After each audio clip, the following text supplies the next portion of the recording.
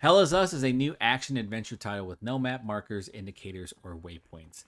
This is a Souls-light title, meaning there are Souls-like elements, but is not as punishing as Souls-likes, and the difficulty can be adjusted in the settings.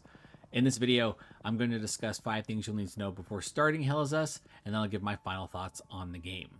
The footage you're seeing is from the first 3 areas. With that being said, let's dive in. To kick things off, you're going to need to be thorough. As there are no map markers or waypoints, you'll need to be thoughtful in your approach to Hell is Us.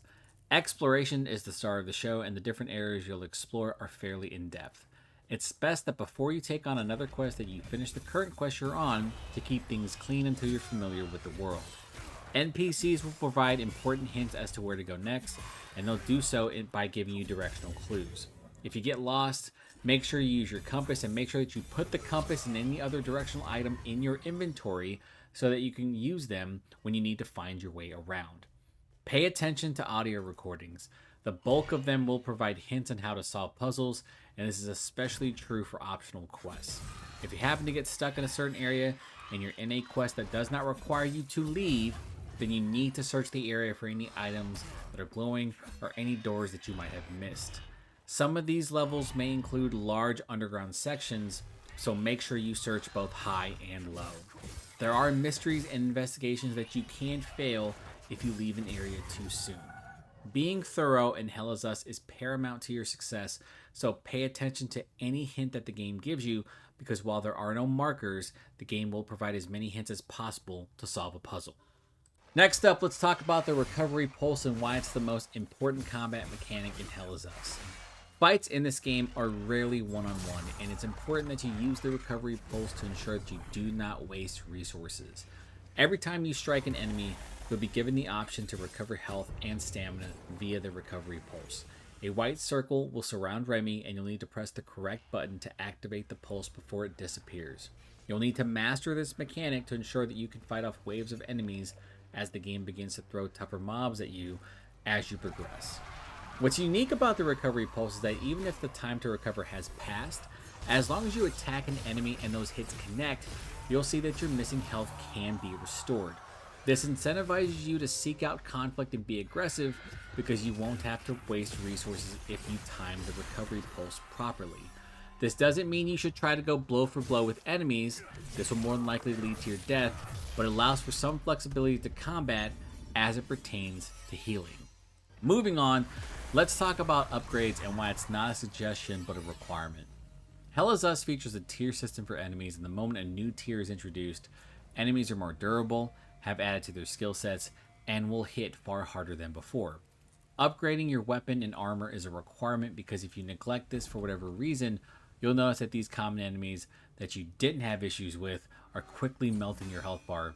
You'll also notice that these enemies are now working together in mobs. Upgrade as often as possible to ensure that you stay on a level playing field. If you happen to leave for a new investigation and notice that the enemy has a new tier, and that's how they're introduced, there's no cutscenes, there's no fanfare, you'll just show up to a new area and then the enemy has an upgraded tier, immediately leave the area and go upgrade your armor and gear. It's not worth wasting your resources or testing your luck because, like I've stated before, these enemies have gained new abilities and they will quickly debilitate you. This also applies to your drone. As you progress, you will find new updated abilities, and the game does not automatically equip them, which is kind of strange because you are not necessarily getting a new ability, you're just replacing what you currently have. So, on top of the upgrades for your weapons and armor, you'll need to be on top of your drone as well so that you can be successful, especially as you approach the end game. Up next, let's talk about being versatile in combat. Once a weapon is upgraded to level 2 by imbuing it with a limbic sphere, think of these as elemental upgrades, those weapons will now have the capacity to equip glyphs. These glyphs act as your skills, and these can be found by exploring the world or completing quests. You cannot actively upgrade these abilities, but you will be able to find upgraded versions while progressing through the game. It is recommended that you keep a balanced skill set to assist you with taking on waves of enemies. There is a non-limbic glyph that will allow you to heal at the cost of limbic energy, which you can gain back by attacking enemies. Hell is Us allows the player to equip a secondary weapon, and depending on the limbic sphere, that weapon might be better suited for taking on mobs. It is recommended that you constantly switch weapons and glyphs to best suit the combat situation. Enemies can be relentless when they attack in groups, but it is also recommended that you do not just spam skills. All glyph skills come at the cost of limbic energy, and once you run out, you'll either have to waste resources or attack enemies to restore that energy. Like your glyph skills, your drone has abilities that you can utilize in combat, and these serve a number of purposes. I recommend never removing the ability to immobilize an enemy due to its usefulness. How you want to use the other slots is up to you. I always kept the charge ability so that I could get behind the enemy and clear space, but if you want to use the spin ability because you see mobs and think to yourself that you can just attack all these enemies, you're going to find out that it was pretty useless. You'll also gain access to passive and active accessories. The active accessories act as your fourth weapon skill. These tend to have a longer cooldown than non-limbic and drone abilities, but can be very useful in slowing enemies down or providing buffs to your characters. Regardless, being versatile in combat will allow you to successfully navigate the scaling difficulty. For the final recommendation on this list, make sure that you're active in turning in your requests, because doing so will reward you with weapons, accessories, glyphs, and resources. Once you unlock the Visa Forest, you're going to acquire access to a vendor who will reward you for completing good deeds, and those are the NPC quests you pick up during your time in the game, and then closing time loops, which are these massive orbs that appear in environments that require you to kill time guardians found in the area. Those time loops are the reason why enemies continuously respawn, so if you're looking to explore an area without being constantly harassed, you'll need to eliminate those time loops whenever possible. It is recommended that with the good deeds, you return to the vendor in Visa every so often so that you can acquire a collection of rewards. But with time loops, I recommend you show up constantly because closing those generally require more work and you are compensated well. This is where I received some of the best accessories in the game, and I was pretty surprised by some of the rewards I gained because they did make the later game much easier with those items. While the constant travel back and forth to receive rewards can feel a bit annoying due to the limited fast travel system found here in Hell Is Us, it is necessary for success. Before I end the video, I do want to talk about my time with Hell Is Us.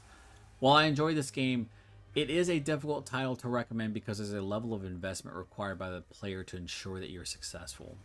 Now, I don't think there's a puzzle in this game that is particularly difficult, but because they tend to be so layered, if you aren't paying attention to the clues you're being provided, you might end up frustrated. Being thorough is not a recommendation to play this game, it is a requirement, and doing so will greatly enhance your enjoyment. Hell Is Us is very close to being great. The issue is that the combat does not match the exploration.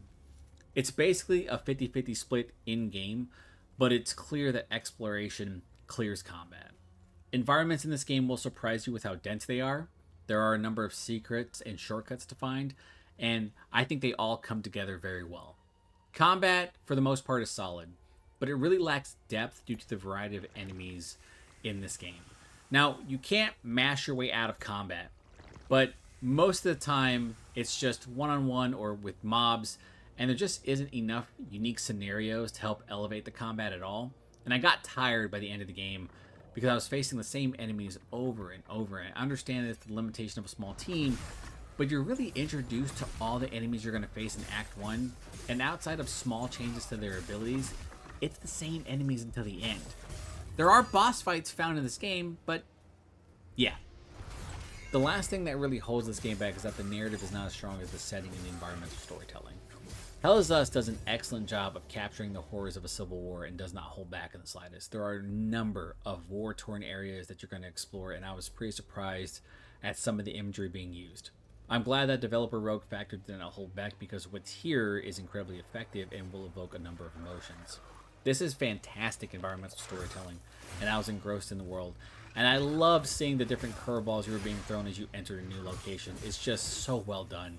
Now when it comes to the main narrative, it's there, but it does not hold a candle to what's happening around you. I felt like some of the main narrative beats just did not land. Some of them even feel forced, and you'll know those moments when you see them. But luckily, the environmental storytelling made up for these deficiencies, and as an aside, I'm looking forward to seeing these lore videos. Not necessarily on the main character, Remy, who's just kind of there, but about the world itself. It's really cool to explore. Overall, Hell Is Us is a game that surprised me, and under normal circumstances, I would recommend this title to everyone. But Because this game requires a level of investment by the player, I can only recommend it for those who are interested in a title that does not actively hold your hand and will challenge your attention. I think that if you are a player who is interested in this game, just know that the recommendations I'm providing are the ones that are going to get you through to the end. I think if you're not thorough or if you're trying to split your time between games, you might have trouble picking Hell Is Us back up. But I do believe that once you get invested in this world, it is really difficult to put down, because what's interesting about this game, and the one thing that really kind of grabbed my attention, is just how unique some of these environments are. And for a independent studio, and this is what I'm going to call a AA premium game, the unique settings found here are fantastic. Every single one of them. I did not have a complaint, and I love the fact that they're just also layered regardless of the size. I thought that was such a cool thing to do, because most games, when they go through their environments, usually the emphasis is more than likely on combat or something like that, but this game really, really tries to have you explore. It really wants you to scan things, soak in all this information, and really engage with the world. And I think that's what makes Hell Is Us unique. And I really enjoyed this game. I just wish that combat was a bit better and unique, and I really wish that it would complement the exploration. I know it's really hard to do because you can really tell that exploration was clearly the emphasis. But they could have given you more enemies to fight, and they could have drawn up better boss fights. That's all I'm going to say. I think this game really surprised me. I think anyone who picks this up will be surprised as well. I think that Hell Is Us is a game that you should probably wait to pick up if you are interested but on the fence about. But if you are 100% about these types of games, pick it up. You will not be disappointed. But let me know what you think in the comments, because that's going to do it for this video. If you happen to like the content, please consider like, sharing, and subscribing. I'm Ken for Pixelated Thoughts. I'll talk to you next time.